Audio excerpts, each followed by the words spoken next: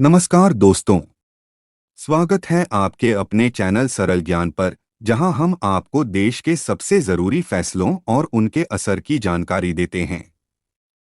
आज हम बात करेंगे ईपीएफओ यानी कर्मचारी भविष्य निधि संगठन में हुए बड़े बदलावों की। दोस्तों, अगर आप ईपीएफओ मेंबर हैं, तो यह वीडियो आपके लिए बेहद खास होने वाला है, क्योंकि सरकार ने आपके भविष्य को लेकर कई बड़े फैसले लिए हैं।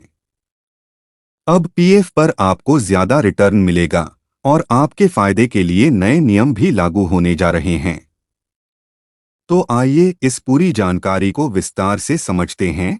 सेगमेंट 1, ईटीएफ में निवेश से मिलेगा बड़ा रिटर्न। शुक्रवार को केंद्रीय मंत्री मनसुख मांडविया की अध्यक्षता में ईपीएफओ की अहम बैठक हुई। इस बैठक में central board of trustees CBT ने कर्मचारियों को उनके पीएफ पर ज्यादा रिटर्न दिलाने के लिए बड़ा कदम उठाया। अब ईपीएफओ की राशि को एक्सचेंज ट्रेडेड फंड ईटीएफ में निवेश करने की मंजूरी दी गई है। ईटीएफ का मतलब है कि आपकी पीएफ राशि शेयर बाजार से जुड़े विशेष फंड्स में निवेश की जाएगी। यह निवेश कर्मचारियों के फंड को बेहतर तरीके से मैनेज करेगा और उन्हें अधिक रिटर्न दिलाएगा। रिपोर्ट्स के अनुसार ईपीएफओ की राशि का 50% हिस्सा सेंट्रल पब्लिक सेक्टर एंटरप्राइजेस और भारत 22 फंड में कम से कम 5 सालों के लिए निवेश किया जाएगा। सेगमेंट 2, पीएफ की बची राशि का कहां होगा निवेश? तो सवाल यह है कि आपकी पीएफ राशि का बचा हुआ हिस्सा कहां जाएगा। सीबीटी के अनुसार बची हुई राशि को सरकारी सिक्योरिटीज और कॉरपोरेट बॉन्ड्स में लगाया जाएगा।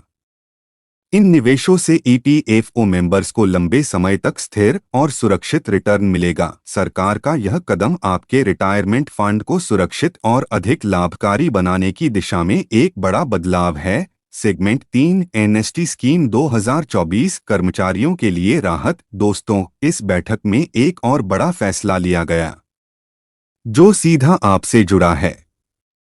सीबीटी ने एमनेस्टी स्कीम 2024 की सिफारिश की है। इसका उद्देश्य कर्मचारियों की शिकायतों को कम करना और क्लेम्स को तेजी से प्रोसेस करना है।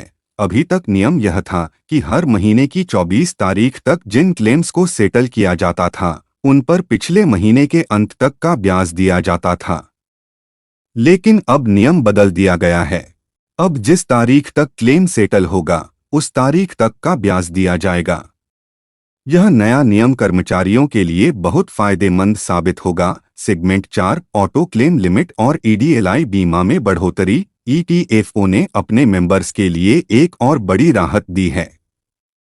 अब ऑटो क्लेम की लिमिट को 50,000 रुपये से बढ़ाकर 1 लाख रुपये कर दिया गया है। अब आप शादी, मकान बनवाने या किसी जरूरी खर्च के लिए एडवांस राशि 1 लाख रुपये तक ले सकते हैं। यह आपके आर्थिक जरूरतों को समय पर पूरा करने में मदद करेगा। इसके अलावा employees deposit linked insurance EDLI scheme के तहत बीमा लाभ को भी बढ़ा दिया गया है। अब न्यूनतम बीमा लाभ 2.5 लाख रुपए और अधिकतम 7 लाख रुपए तक मिलेगा। यह नई सुविधा 28 अप्रैल 2024 से लागू हो जाएगी। सेगमेंट 5, सरकार के इन फैसलों का असर। तो दोस्तों, इन बदलावों का सीधा असर यह होगा कि आपके पीएफ पर मिलने वाला रिटर्न अब पहले से ज्यादा होगा।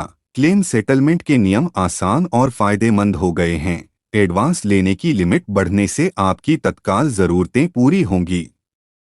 ईडीएलआई स्कीम में बढ़ा हुआ बीमा लाभ आपके परिवार को वित्तीय सुरक्षा देगा। कुल मिलाकर ये फैसले कर्मचारियों के भविष्य को सुरक्षित और आर्थिक रूप से मजबूत बनाने की दिशा में एक बड़ा कदम है। सेगमेंट 6, क्या करना चाहिए ईपीएफओ मेंबर्स को? अगर आप ईपीएफओ मेंबर हैं, तो सबसे पहले यह सुनिश्चित करें कि आपका UAN universal account number active है और आपके बैंक और आधार की डिटेल्स अपडेटेड हैं।